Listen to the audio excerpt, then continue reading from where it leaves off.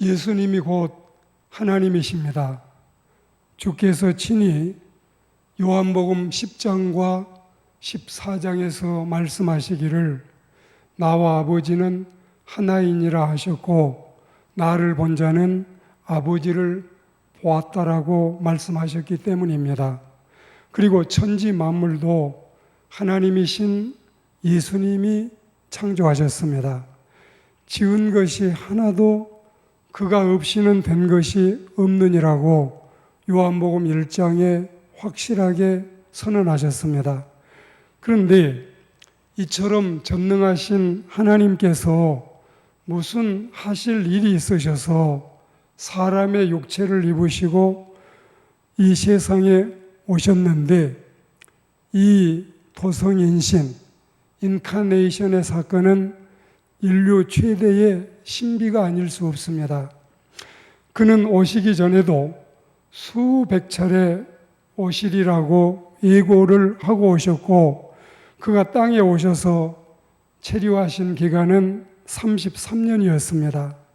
성경을 보면 그는 말하기를 내가 땅에 불을 던지러 왔노니 이 불이 이미 붙었으면 내가 무엇을 더 원하리요? 이렇게 하셨는데 전번에 우리는 세상은 죄악으로 불타고 있지만 우리는 이제 성령으로 불타오르자고 말씀을 들었습니다. 이 시간에는 그 본문 말씀 중심으로 새로운 각도에서 다시 우리 예수님이 던지러 오신 불에 대해 말씀을 듣도록 하겠습니다. 예수님은 이 불이 과연 어떤 불인 것을 마음에 품고 우리에게 말씀하셨을까요? 물론 이 불에 대해서는 여러 가지 학자들 간의 견해가 있습니다.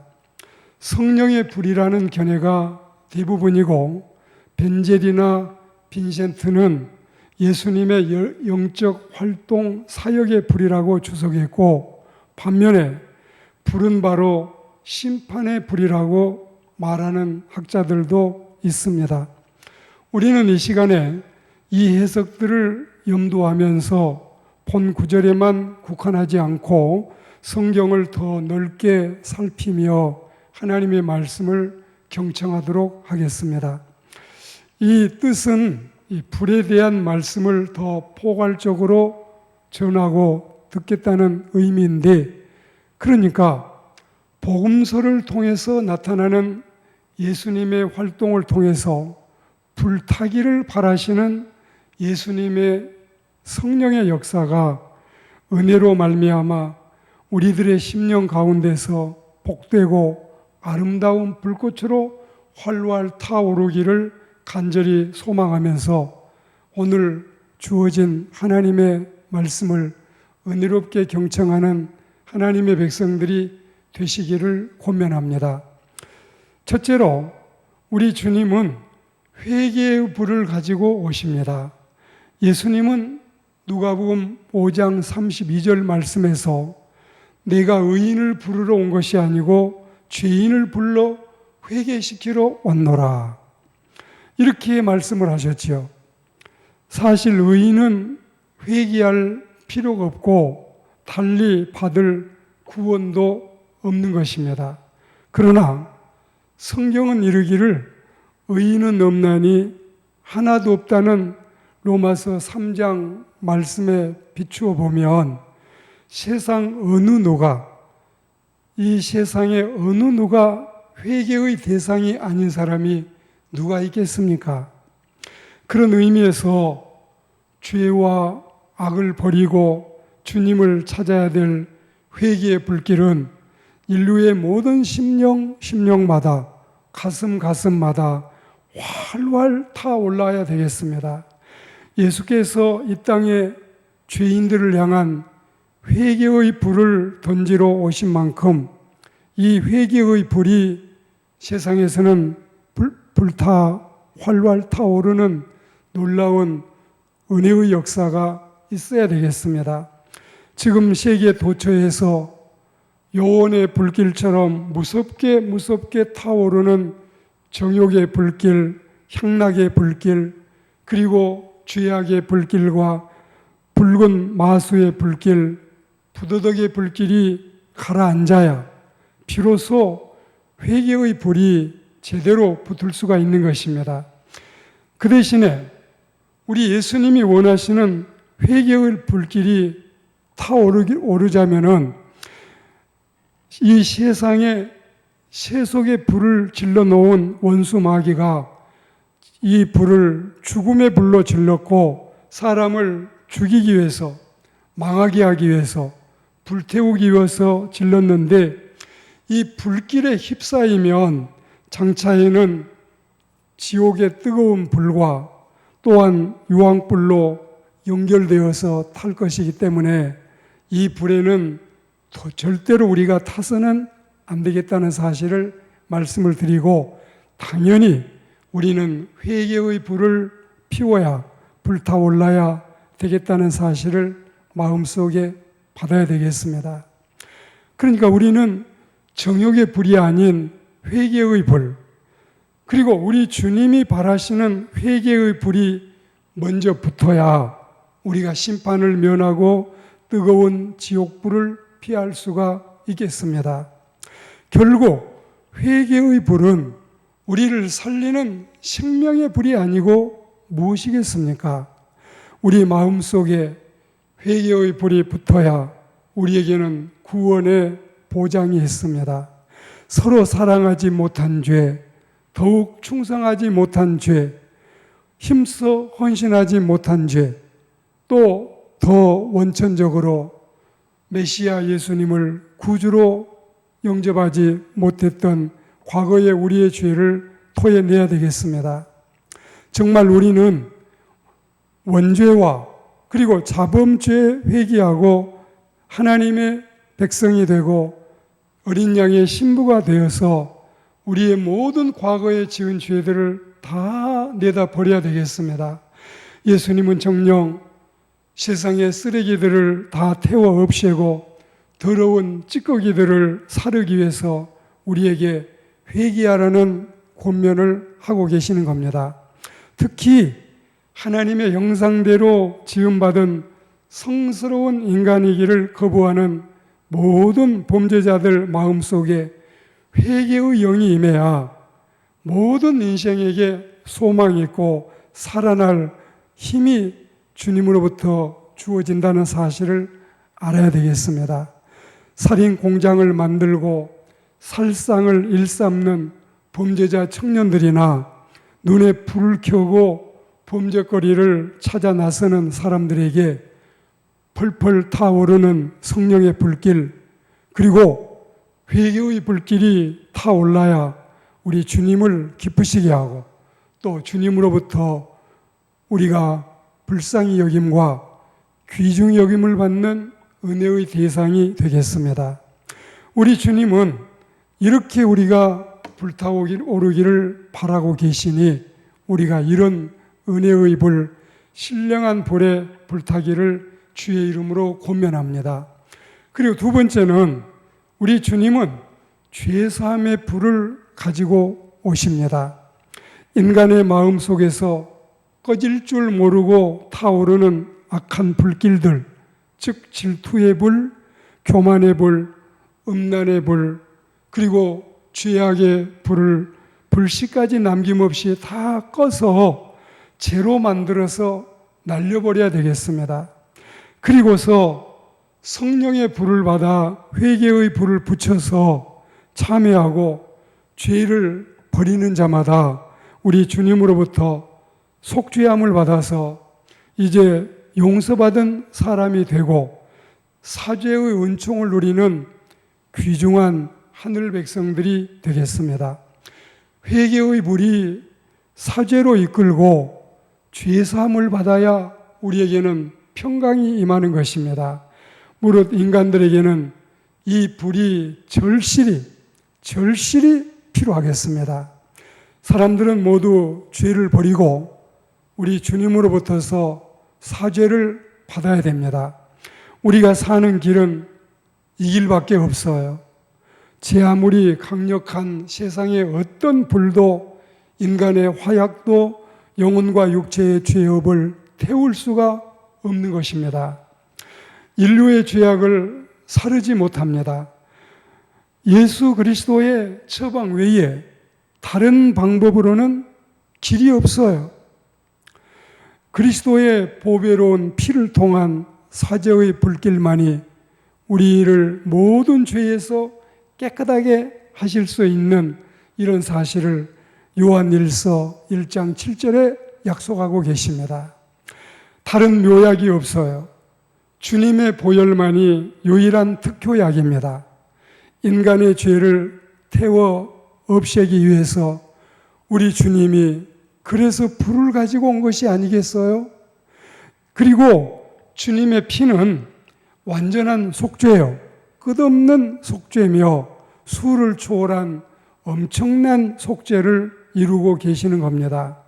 천천의 수양이나 만만의 강수 같은 기름도 못했고 피눈물이나 잿물로도 씻지 못하던 것을 구속의 피, 보배로운 피, 예수 그리스도의 피로 씻고 그리고 성령의 불로 소멸해야 되겠습니다. 그 능력을 가지시고 예수님이 우리에게 오셨지요.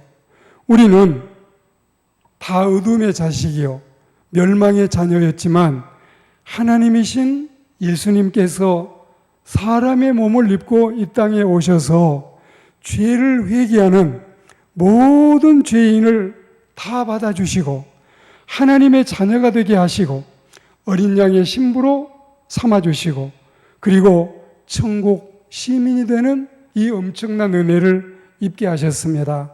정말로 감사하고 무한히 감사할 일이 아닐 수가 없습니다. 이 점에 대해서 수많은 사형수들의 은혜로운 간증이 있습니다. 부평 산꼭대기에서 그리고 그 산꼭대기 사형장에서 말뚝에 묶인 채로 수건으로 얼굴을 가리우고 30발의 총탄을 맞고 형장에 이슬이 된 고재봉 상병도 이 은총을 입었고 고재봉 형제뿐이겠습니까? 더 많은 형제들이 있지요. 우리도 죄사함 받은 기쁨 가운데 은혜 안의 생활, 회개함으로써 모든 죄를 다 씻김 받는 하나님의 백성들이 되기를 주의 이름으로 권면합니다. 그리고 이제 마지막 세 번째는 자, 죄를 회개했지요. 그리고 죄를 씻김 받았지요. 그러면 세 번째는 영생의 불을 주님이 가져오셨으니 그 영생의 불을 주님으로부터 우리가 받아야 되겠습니다. 하늘 영광을 모두 다 내려놓으시고 주께서 세상에 오심은 범죄한 인간들을 위한 간절한 사랑과 그리고 넘치는 구원의 열망 때문이었습니다. 성경은 이런 주님의 모습을 묘사하기를 이 땅에 불을 던지러 오는 애정으로 표현하신 것입니다. 그런데 그 불길이 지금 우리가 말씀을 들은 걸 다시 요약해 보면 먼저는 회개요. 다음은 속죄며 그리고 이제는 결과가 영원한 생명이니 이게 바로 복음이에요. 회개와 사죄와 영원한 생명, 이게 복음의 핵심입니다. 정말 하나님께서는 이 세상을 이토록 사랑하셨습니다.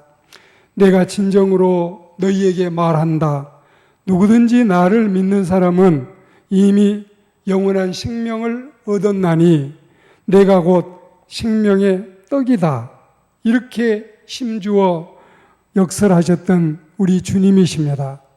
감사하고 놀라운 일이 아닐 수 없지요.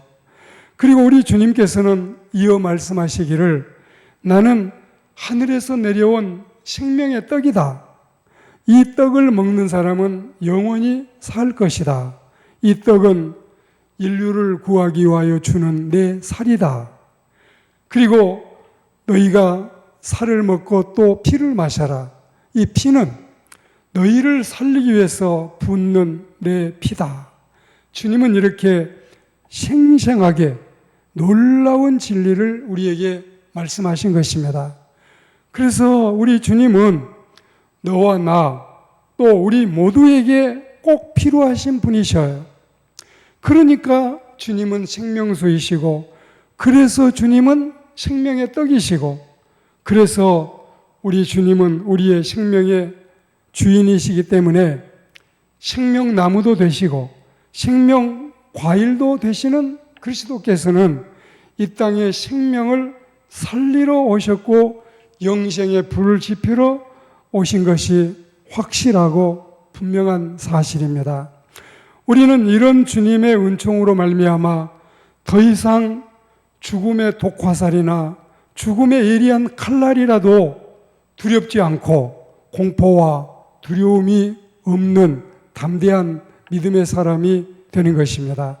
주님의 은혜로 떨리지도 않고 겁나지도 않으며 도리어 평안을 느끼고 당당하게 주님을 맞이할 수 있고, 주님을 보면 두려운 게 아니라 주님을 보면 더욱 친밀감을 느끼고 나를 부르셔서 회개는 시키셔도 더 나를 사랑하시고 죄를 용서하시고 영생을 주시기 위해서 하시는 주님의 일을 기꺼이 우리는 믿음으로 받아들일 수가 있는 것입니다.